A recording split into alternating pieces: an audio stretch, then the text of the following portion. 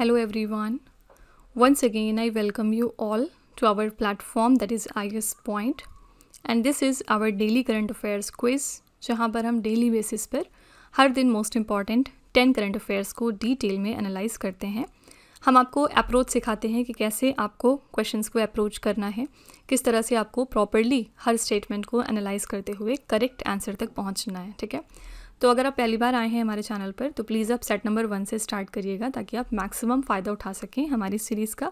तो अगर आप किसी भी स्टेट पीसीएस एग्ज़ाम की या फिर यूपीएससी की प्रिपरेशन कर रहे हैं तो करंट अफेयर्स को बेस्ट तरीके से प्रिपेयर करने के लिए आप हमारे चैनल को फॉलो कर सकते हैं और इन सीरीज़ को फॉलो कर सकते हैं। ठीक है, so now let's start with today's session and let's see कि आज के हमारे मोस्ट इंपॉर्टेंट 10 करंट अफेयर्स कौन से हैं। So the very first question is Arrange the following conservation initiatives in India in the correct chronological order of their launch। आपको इन initiatives को correct chronological order में सेट करना है। प्रोजेक्ट टाइगर कब launch हुआ था? 1973 में। प्रोजेक्ट एलिफेंट लॉन्च हुआ था 1992 में। प्रोजेक्ट स्नो लेपर्ड की शुरुआत हुई थी 2009 में एंड प्रोजेक्ट लॉयन स्टार्ट हुआ था 2020 में for the long term conservation of Asiatic lion. ठीक है, तो यहाँ पर ऑर्डर में सेट करेंगे तो सबसे पहले प्रोजेक्ट टाइगर आएगा, then comes the project elephant, then comes the project snow leopard and then comes the project lion. तो ये ऑलरेडी ऑर्डर में सेट थे। The correct answer here is 1, 2, 3 and 4 means a option here is the right answer. Okay, तो यहाँ पर अगर आपको सिर्फ ईयर्स पता होते कि कब कब इनको स्टार्ट किया गया था तो you could have answer this question. And यहाँ पर जो कीवर्ड्स हमने डिस्कस किए इन क्वेश्चन में उनके बारे में बात कर लेते हैं। First of all we will talk about project tiger. इसको 1973 में लॉन्च किया गया था स्पेशली बंगाल टाइगर्स को कंजर्व करने के लिए। इंडिया के अंदर टाइगर पॉपुलेशन इंक्रीज़ होती हुई दिखाई दी इसके बाद से, क्योंकि 1800 टाइगर्स थे जब ये प्रोजेक्ट शुरू हुआ था एंड अभी रिसेंटली देखा गया तो 2900 टाइगर्स हो गए हैं इंडिया में। ठीक है, Jim Corbett national park one of the first reserve है जिसको प्रोजेक्ट टाइगर में हमने इस्टेब्लिश किया था। प्रोजेक्ट एलिफेंट की बात करेंगे तो ये हमने 1992 में स्टार्ट किया था और हमारे एशियन एलिफेंट्स को स्पेशली प्रोटेक्ट करने के लिए। एशियन एलिफेंट्स हमारे छोटे होते हैं दैन अफ्रीकन एलिफेंट्स और इनके पास छोटे कान भी होते हैं। एलिफेंट्स क्यों ज़रूरी हैं? क्योंकि ये फॉरेस्ट इकोसिस्टम को मेंटेन करते हैं बाय डिस्पर्सिंग द सीड्स। तो इसका ओवरऑल हमारा फोकस क्या था कि जो ह्यूमन एलिफेंट कन्फ्लिक्ट हैं उनको हम रिड्यूस कर सकें। ठीक है, the third one is project snow leopard. ये शुरू हुआ था 2009 में स्नो लेपर्ड को कंजर्व करने के लिए in the Himalayas. Snow leopards आपको मिलेंगे 3000 to 4500 मीटर्स की एल्टीट्यूड पर सेंट्रल एंड साउथ एशिया में। स्नो लेपर्ड्स पर के पास थिक फर होते हैं एंड लॉन्ग टेल्स जिससे कि वो कोल्ड माउंटेन क्लाइमेट्स को विथस्टैंड आसानी के साथ कर सकते हैं। ठीक है, the next one is project lion. Specially हमने इसको लॉन्च किया था एशियाटिक लॉयंस के लिए। एशियाटिक लॉयन सबसे ज़्यादा आपको कहाँ पर मिलेंगे तो सिर्फ ये मिलते हैं गिर फॉरेस्ट में। गिर फॉरेस्ट कहाँ पर है आपका? गुजरात स्टेट में। ठीक है, सो यहाँ पर ये ऑलरेडी ऑर्डर में सेट थे। ए option here is the right answer. Moving to second question, which of the following research organizations are under the umbrella of the Council of Scientific and Industrial Research in India? आपको बताना है कि इनमें से कौन कौन से हमारे रिसर्च ऑर्गेनाइजेशंस हैं जो कि वर्क करते हैं under the umbrella of CSIR। तो यहाँ पर पहला है सेंट्रल रोड रिसर्च इंस्टीट्यूट, ये कहाँ पर है? न्यू दिल्ली में। सेकेंड है NEERI national environmental engineering research institute, ये कहाँ पर है? तो ये आपका नागपुर शहर में है। The third one is central building research institute, ये आपका रुड़की में है। तो ये तीनों ही आपके प्रीमियर CSIR लेबोरेटरीज हैं। ठीक है, the next one is Indian road survey agency, तो ये एक रिकॉग्नाइज्ड CSIR लेबोरेटरी नहीं है। तो CSIR के जो लैब्स होते हैं इनका एक इम्पॉर्टेंट रोल है इंडिया के इंडिजिनस टेक्नोलॉजिकल इनोवेशन में in the infrastructure and the environmental sectors. ठीक है, तो यहाँ पर फोर्थ वाला सिर्फ एलिमिनेट होगा, बाकी तीनों सही थे। Select the correct option. Your answer here is a option 1, 2 and 3 only. Okay, now यहाँ पर CSIR के जो लेबोरेटरीज़ हैं ये कितने हैं? तो लगभग 38 नेशनल लेबोरेटरीज़ हैं अक्रॉस इंडिया। CSIR का फुल फॉर्म है council of scientific and industrial research. ये बॉडी इस्टेब्लिश हुई थी 1942 में। सेंट्रल रोड रिसर्च इंस्टीट्यूट के बारे में बात करेंगे तो इनका फोकस होता है road and traffic infrastructure research and इसका जो हेडक्वार्टर है वो नई दिल्ली में है।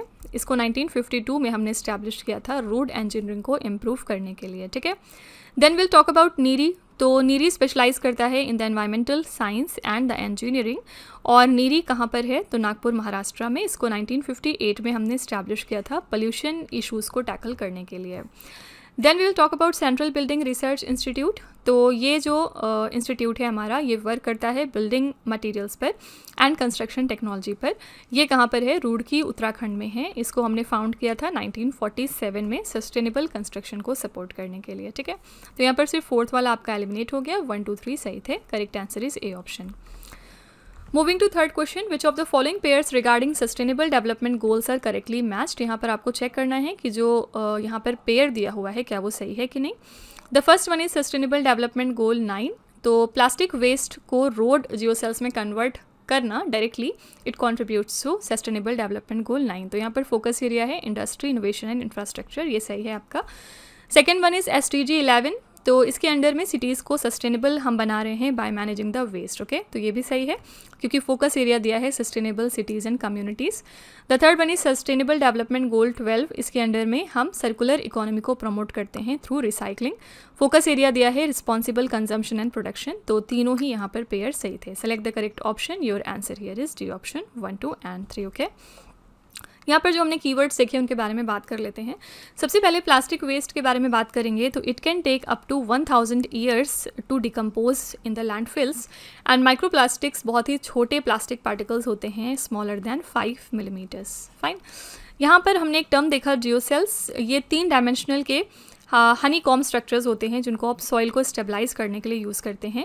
इससे इरोजन रिड्यूस होता है एंड लोड डिस्ट्रीब्यूशन इंप्रूव होता है in the road construction. Geocells typically बने होते हैं from the polymer materials, okay. Sustainable development goals United Nation ने कब अडॉप्ट किया था? 2015 में। यहाँ पर टोटल 17 सस्टेनेबल डेवलपमेंट गोल्स हैं जिनका पर्पज़ है ग्लोबल चैलेंजेस को एड्रेस करना। SDG 9 आपका स्पेशली फोकस करता है industry, innovation and infrastructure development पर, okay. Then we talked about circular economy. तो सर्कुलर इकोनॉमी का पर्पज़ क्या होता है? वेस्ट को मिनिमाइज करके मटेरियल्स को रीयूजेबल बनाना। तो रिसाइकलिंग यहाँ पर इसका की कंपोनेंट होता है सर्कुलर इकोनॉमी में, ठीक है। तो यहाँ पर तीनों ही पेयर सही थे। Correct answer is D option 1 2 and 3। Now coming to fourth question, in the context of radio astronomy the event horizon of a supermassive black hole represent. तो यहाँ पर जो इवेंट होराइजन है सुपरमैसिव ब्लैक होल में, आपको बताना है ये हम किस चीज़ को कहते हैं। बेसिकली आप इसको पॉइंट ऑफ नो रिटर्न के नाम से भी जानते हैं क्योंकि as per the general relativity जो स्केप वेलोसिटी है इस बाउंड्री पर, आपकी escape velocity it is much more than the speed of light, okay. तो यू हैव टू रिमेंबर कि इस बाउंड्री पर आके जो आपकी स्केप वेलोसिटी है वो स्पीड ऑफ लाइट से भी ज़्यादा हो जाती है। तो अगर कोई भी चीज़ इसके बियॉन्ड जाएगी तो वो एक्सटर्नल यूनिवर्स में खो जाएगी, ठीक है। तो यहाँ पर करेक्ट आंसर आपका हो जाएगा b option, it is the boundary beyond which no information और matter can escape the black holes gravity. So b option यहाँ पर आपका बिल्कुल करेक्ट था। This is the exact definition of the event horizon of a supermassive black hole, okay.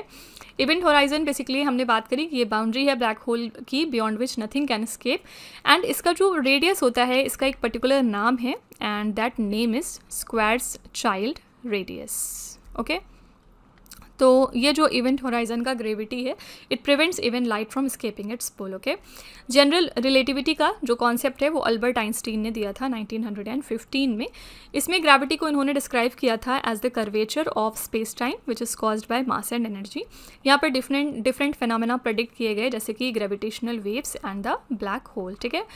Then यहाँ पर photon sphere की हमने बात करी है। फोटोन स्फीयर बेसिकली एक रीजन होता है जहाँ पर ग्रेविटी बेंड कर देती है लाइट को into orbits around a black hole. It lies outside the event horizon at 1.5 times this radius in non rotating black hole. Photons जो हैं can orbit this temporarily but it can not remain permanently in the photon sphere, okay. Then last में हमने accretion disc देखा यहाँ D option में। Accretion disc क्या होते हैं? These are formed by the matter जो कि स्पाइरल करते हैं into the massive object like black hole and the stars, okay. तो यहाँ पर ये large amount of radiation generate करते हैं लाइक एक्सरेज, फाइन। तो यहाँ पर बी ऑप्शन करेक्ट था। It is basically the boundary beyond which no information और matter can escape the black holes gravity. Coming to fifth question, consider the following statements regarding the Chief of Defence Staff in India. CDS के बारे में यहाँ पर 3 statements हैं. We have to check कि कौन सा statement सही है. The first one is the CDS functions as the Secretary of the Department of Military Affairs. तो क्या ये सही है? तो yes, क्योंकि CDS head करते हैं हमारे Department of Military Affairs को within the Ministry of Defence as its Secretary, ठीक है. Second statement says the CDS exercises direct military command over the 3 service chiefs, तो नो, क्योंकि CDS के पास ऐसी कोई पावर नहीं होती है जिसमें ये मिलिट्री कमांड को एक्सरसाइज करें ओवर द सर्विस चीफ्स, जबकि जो हमारे प्रेसिडेंट होते हैं इंडिया के, he is the supreme commander, ठीक है। तो CDS का काम है कि वो जॉइंट लीडरशिप प्रोवाइड करते हैं and coordination, but not operational command over individual services. Fine, तो यहाँ पर सेकेंड स्टेटमेंट आपका गलत है। The third one is the CDS act as the military adviser to the nuclear command authority, तो yes, क्योंकि CDS सर्व करते हैं as a permanent military adviser to the nuclear command authority which is chaired by the prime minister, ठीक है। तो second statement आपका eliminate हुआ, बाकी दोनों सही थे। The correct answer is B option 1 and 3 only. So यहाँ पर हम CDS की जो पोजीशन है उसके बारे में बात करेंगे। CDS पोजीशन को क्रिएट किया गया था इंडिया में 2019 में जॉइंटनेस को इम्प्रूव करने के लिए among the armed forces. CDS act करते हैं as the principal military adviser to the defence minister of India. इनके पास कोई भी डायरेक्ट ऑपरेशनल कमांड नहीं होता ओवर द आर्मी, नेवी और एयरफोर्स, ठीक है। डिपार्टमेंट ऑफ मिलिट्री अफेयर्स की बात करेंगे तो ये बॉडी इस्टेब्लिश की गई थी साइनर्जी को प्रमोट करने के लिए अमंग द 3 डिफेंस सर्विसेज। ये पार्ट है इंडिया के मिनिस्ट्री ऑफ डिफेंस का and it is headed by the chief of defence staff. DMA responsible होते हैं डिफेंस प्रिपेयर्डनेस को इन्हांस करने के लिए एंड डिफेंस प्रोक्योरमेंट कोऑर्डिनेशन को बढ़ाने के लिए, ठीक है। At last will talk about nuclear command authority, तो ये सुपरवाइज करते हैं इंडिया के न्यूक्लियर वेपन्स को एंड इनकी यूज़ पॉलिसी को। इसको चेयर करते हैं हमारे प्राइम मिनिस्टर एंड इसमें पॉलिटिकल काउंसिल होता है and an executive council as well. CDS serve करते हैं as the permanent military adviser to the nuclear command authority, ठीक है। प्रेसिडेंट ऑफ इंडिया हमारे सुप्रीम कमांडर हैं इंडियन आर्म्ड फोर्सेस के as per the constitution. Supreme commander के पास power होती है टू डिक्लेयर वॉर और peace based on the advice of the union cabinet, ठीक है। तो सेकेंड ऑप्शन आपका एलिमिनेट हुआ, सिर्फ 1 और 3 ही सही थे। Your answer is B option 1 and 3 only. Coming to sixth question, consider the following military entities. Which of the above are currently classified as integrated functional commands or agencies under the integrated defense staff? यहाँ पर कुछ military entities दी हुई हैं। Now, which of the above are currently classified as integrated functional command under the integrated defense staff? तो Andaman and Nicobar command आपका India का इकलौता fully functional integrated theatre command है। It is not an integrated functional command, ठीक है। बाकी strategic forces command जो यहाँ पर दिए हुए हैं, it manage the nuclear asset as a functional command, ये सही है। एंड यहाँ पर डिफेंस स्पेस एजेंसी और defence cyber agency, these are also integrated tri service functional commands जिनका फोकस है specific domains rather than geography, ठीक है। तो यहाँ पर 2, 3, 4 सही है, ये सारे के सारे आपके इंटीग्रेटेड फंक्शनल कमांड हैं, but Andaman and Nicobar command आपका इंटीग्रेटेड थिएटर कमांड था। So the correct answer is C option 2, 3 and 4 only. यहाँ पर सिर्फ 3 ही बिल्कुल ठीक थे, ओके। सो बेसिकली यहाँ पर जो हमने कीवर्ड्स देखे उनके बारे में थोड़ा सा डिस्कशन कर लेते हैं। अंडमान एंड निकोबार कमांड आपका स्टैब्लिश हुआ था 2001 में as India's first integrated theatre command. ये रिस्पॉन्सिबल है मैरीटाइम सिक्योरिटी के लिए in the eastern Indian ocean and इसका हेडक्वार्टर है अंडमान आइलैंड के पोर्ट ब्लेयर में, ठीक है। इंटीग्रेटेड थिएटर कमांड क्या होते हैं आपके, इसमें आर्मी, नेवी, एयरफोर्स इंक्लूडेड होते हैं अंडर वन कमांडर। US के पास सेवरल इंटीग्रेटेड कॉम्बटेंट कमांड्स हैं फॉर जोग्राफिक रीजन्स। इंडिया अभी फिलहाल प्रोसेस में है of creating more integrated theatre commands besides the Andaman and Nicobar, ठीक है। Then we talked about strategic forces command, ये कंट्रोल करते हैं इंडिया के न्यूक्लियर वेपन डिलीवरी सिस्टम को। इनको स्टैब्लिश किया गया था 2003 में इंडिया के न्यूक्लियर डेटरेंस को इन्हांस करने के लिए एंड ये कमांड डायरेक्टली रिपोर्ट करता है to the nuclear command authority of India, ठीक है। तो यहाँ पर करेक्ट आंसर है 2, 3, 4 only. Moving to 7th question, which of the following pairs regarding tri service institutions are correctly matched? आपको चेक करना है कौन से पेयर सही हैं। The first one is national defence academy and the location given is Khadakwasla, ये सही है। Second is defence services staff college in Wellington, ये भी सही है। Third one is national defence college in New Delhi, ये भी सही है। And the fourth one is college of defence management in Secunderabad, तो ये भी सही है, ओके। तो all the 4 pairs are correctly matched, ये ऑप्शन यहाँ पर आपका बिल्कुल करेक्ट है। एंड यहाँ पर जॉइंटनेस की बात करेंगे तो जॉइंटनेस आपको प्रमोट करता है cooperation among the army, navy and air force units. इससे आपके जो कॉम्बैट इफेक्टिवनेस है वो इम्प्रूव होते हैं थ्रू इंटीग्रेटेड ऑपरेशन। बहुत सारी कंट्रीज़ हैं जिनके पास जॉइंट मिलिट्री कमांड सेंटर्स हैं कोऑर्डिनेशन को इन्हांस करने के लिए, ठीक है। आर्मी की बात करेंगे तो आर्मी हमारी प्राइमरी लैंड वॉरफेयर फोर्स है कंट्री की। हिस्टोरिकली देखेंगे तो armies have used infantry, cavalry and artillery units. Modern armies में एडवांस टेक्नोलॉजीज़ हमने एम्प्लॉय की हैं like drones and cyber warfare. Navy की यहाँ पर हम बात करेंगे तो नेवी कंट्रोल करता है मैरीटाइम ऑपरेशंस को एंड सी डिफेंस को। एयरक्राफ्ट कैरियर्स हमारे की एसेट्स हैं नेवल पावर प्रोजेक्शन में। सबमरीन्स जो हैं वो ऑपरेट कर सकते हैं stealthily under water for covered missions, ठीक है। एयरफोर्स हमारा मैनेज करता है एरियल वॉरफेयर को एंड एयर डिफेंस को। फाइटर जेट्स यहाँ पर एयर सुपीरियरिटी को प्रोवाइड करते हैं in combat zone. Transport aircraft बहुत ज़्यादा ज़रूरी हैं for moving the troops and supplies quickly, ठीक है। तो ये जो प्रीमियर इंस्टीट्यूशंस हैं ये जॉइंटनेस को इनकलकेट करते हैं among the officers of the 3 services at various career stages, जिससे कि इंटीग्रेटेड ट्रेनिंग आपकी इंश्योर होती है एंड प्रोफेशनल डेवलपमेंट आपका इन्हांस होता है, ठीक है। So the correct answer is D option, सारे ही पेयर्स बिल्कुल सही हैं। 8th क्वेश्चन है, consider the following minerals which of the above are classified as critical minerals which are essential for the manufacturing of electric vehicle batteries. इनमें से कौन कौन से क्रिटिकल मिनरल्स हैं जो कि ज़रूरी हैं इलेक्ट्रिक व्हीकल बैटरीज को मैन्युफैक्चर करने के लिए। पहला है लिथियम, इसको आप एनोड या फिर कैथोड के फॉर्म में यूज़ कर सकते हैं। कोबाल्ट हम यूज़ करते हैं कैथोड की स्टेबिलिटी के लिए, ठीक है। ग्रेफाइट हम यूज़ करते हैं एनोड के तौर पर, एंड निकल का हम यूज़ करते हैं एनर्जी डेंसिटी के लिए। So these 4 are the critical components of modern EV batteries. तो इनको सिक्योर करना बहुत ज़्यादा ज़रूरी है इंडिया के एनर्जी सिक्योरिटी के लिए, ठीक है। So the correct answer is D option, 1, 2, 3 and 4 सारे ही यहाँ पर बिल्कुल सही थे।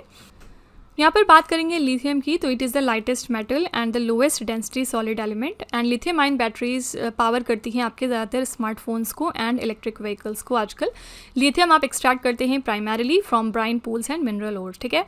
कोबाल्ट की बात करेंगे तो कोबाल्ट मेनली आपको मिलता है डेमोक्रेटिक रिपब्लिक ऑफ कॉन्गो में। कोबाल्ट से आप बैटरी की स्टेबिलिटी को इम्प्रूव करते हैं एंड लाइफ स्पैन इससे बढ़ती है लिथियम आयन सेल्स में। कोबाल्ट का यूज़ होता है सुपर एलॉयज में for jet engines due to heat resistance. Graphite की बात करेंगे तो it is a form of carbon जहाँ पर लेयर्स होती हैं दैट स्लाइड ईजिली, जिससे वो स्लिपरी हो जाता है। नेचुरल ग्रेफाइट आप माइन करते हैं, सिंथेटिक ग्रेफाइट आप प्रोड्यूस करते हैं with the help of coke, ठीक है। Graphite is used as the anode material in most of the lithium ion batteries. Nickel की बात करेंगे तो निकल से आपकी एनर्जी डेंसिटी इंक्रीज होती है in the lithium ion batteries, जिसके आपकी ओवरऑल कैपेसिटी इन्हांस हो जाती है, ठीक है। तो यहाँ पर सारे ही क्रिटिकल मिनरल्स हैं which are essential for the manufacturing of electric vehicle batteries.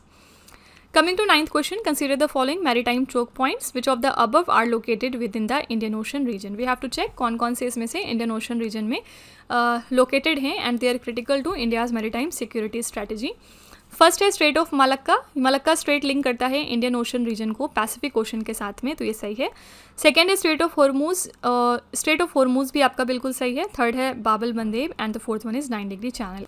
यहाँ पर जो आपके मैरीटाइम चोक पॉइंट्स होते हैं ना, तो उसमें स्ट्रेट ऑफ मलक्का आपका शॉर्टेस्ट सी रूट है between India and China. Strait of Hormuz दुनिया का most important oil transit choke point है।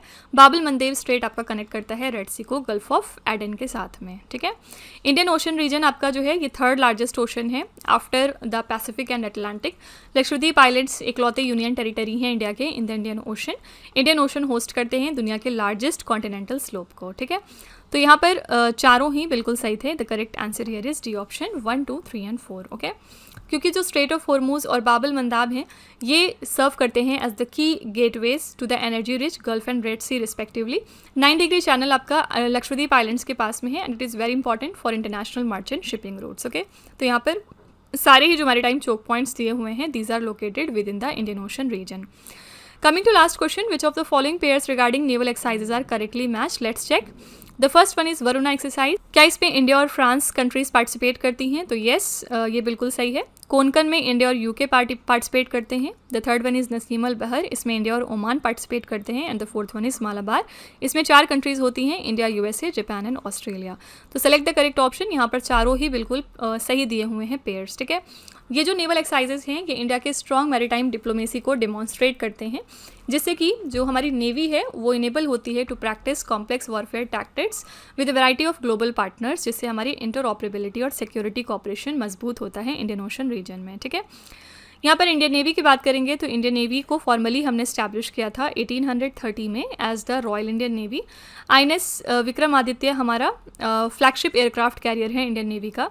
इंडियन नेवी कंडक्ट करता है ह्यूमैनिटेरियन मिशंस को ग्लोबल लेवल पर, ठीक है। मैरीटाइम डिप्लोमेसी में हम नेवल एसेट्स का यूज़ करते हैं to advance a country's foreign policy. इससे पार्टनरशिप फॉस्टर होती है विदाउट डायरेक्ट कॉन्फ्लिक्ट और कोएर्सन, ठीक है। जैसे कि एक्सरसाइजेज रिम्पैक वगैरह हो गए, these are the examples of maritime diplomacy in action. Indian Ocean हमारा थर्ड लार्जेस्ट ओशन है ऑन अर्थ, पीछे हमने देखा, and this region is a major route for global oil shipment. यहाँ पर इंडियन ओशन का जो बाउंड्री है वो अफ्रीका, एशिया, ऑस्ट्रेलिया और अंटार्कटिका के साथ में लगता है, ठीक है। तो यहाँ पर जितने ही पेयर्स दिए थे सही थे। और यहाँ पर पिछले दिनों एक्साइज ककाड़ू भी न्यूज़ में था। Why? Because recently it has been conducted. Multinational exercise है जिसको चेयर किया था ऑस्ट्रेलिया कंट्री ने, एंड इंडिया की तरफ से यहाँ गई थी INS नीलगिरी पार्टिसिपेट करने, ठीक है। So here the correct answer is D option, सारे ही पेयर्स बिल्कुल सही थे। So friends, these are the most important 10 current affairs for today. I really hope you have like the session. Please let me know in the comments कि आपको ये class कैसी लगी। In case you find it useful तो please hit the like button. Also अगर आप पहली बार आए हैं हमारे चैनल पर तो सेट नंबर 1 से देखिएगा, so that you can be benefited at the maximum level, okay. So now we will be meeting again tomorrow in the next part. Till then, stay tuned. Thank you so much for watching. Also, don't forget to like, share and subscribe our channel.